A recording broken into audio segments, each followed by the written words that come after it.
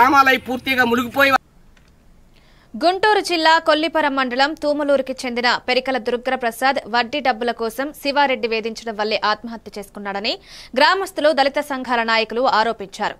పురుగుల మందు తాగి దుర్గాప్రసాద్ మృతి చెందడంతో కొల్లిపర పోలీస్ స్టేషన్ ఎదుట ఆందోళనకు దిగారు.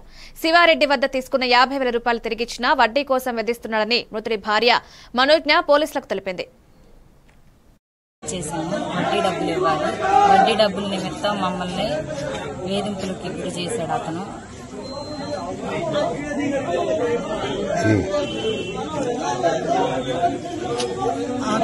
మేము బండి మీద వెళ్ళేటప్పుడు కూడా నన్ను మా ఆయన్ని చాలా ఇబ్బంది పెట్టారు. మమ్మల్ని అసభ్యకరంగా మాట్లాడాడు.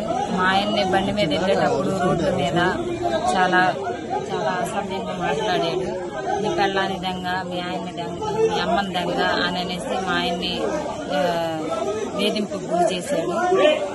మొన్న 10వ తారీఖు సాయంత్రం గత వారం నుంచి ఈ డబ్బుల గురించి మమ్మల్ని వేధిస్తూ ఉన్నారు.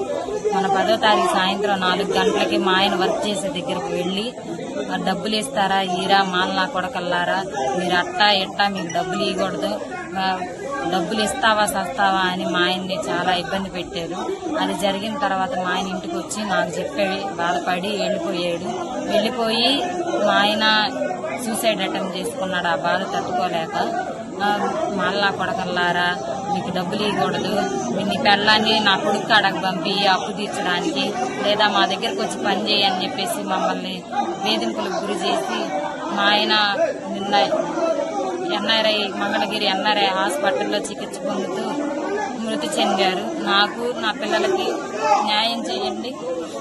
నాకు 2 బాబులు, ఒక బాబుకి 2వ సంవత్సరం, 2వ బాబుకి 11వ నెల. నాకు నా పిల్లలకి న్యాయం చేసేలాగా అధికారులు కోరుచున్నాను. నా పేరు మనోజ్ఞ అండి. మా ఆయన పేరు దుర్గాప్రసాద్. మాది గుంటూరు జిల్లా కొల్లిపర మండలం తూములూరు గ్రామం. మాది మేము 3 సంవత్సరాల క్రితం